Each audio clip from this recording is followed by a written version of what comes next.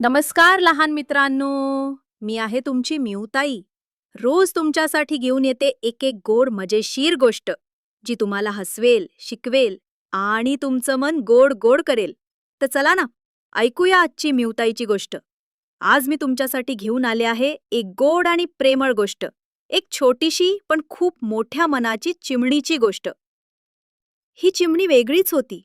ती गात होती, हसत होती आणि सगळ्यांवर प्रेम करत होती. चला तर मग जाऊया जंगलात, जिथे चिमणीची दुनिया तुमचं स्वागत करते. तयार आहात ना? चला तर गोष्ट सुरू करूया. एकदा एका गावाच्या टोकाला एक उंच झाड होतं. त्या झाडावर एक छोटी गोड चिमणी राहत होती. ती दररोज सकाळी सुंदर गाणं म्हणायची आणि तिच्या गाण्याने सगळं गाव जागं व्हायचं. चिमणीला झाडावर खूप प्रेम होतं. झाड आणि चिमणी यांच्यात खरं मैत्र होतं. एक दिवस आकाशात काळे ढग जमा झाले. जोरदार वारा सुटला आणि पावसामुळे झाड हलू लागलं. काही फांद्या तुटायला लागल्या. झाड थरथरत होतं. चिमणीला झाडाची काळजी वाटू लागली.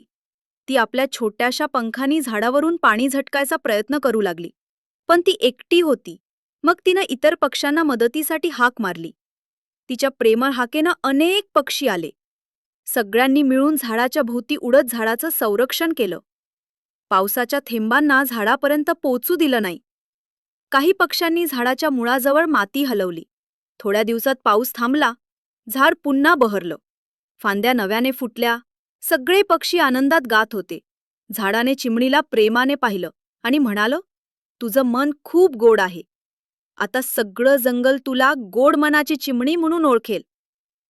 ही गोष्ट आपल्याला शिकवते की प्रेम, मैत्री आणि एकोप्याच्या ताकदीनं मोठं संकटही टाळता येतं. धन्यवाद लहान दोस्तांनो. आपण एकटे नाही आहोत. आपण सगळे एकत्र आहोत. निसर्गावर प्रेम करा.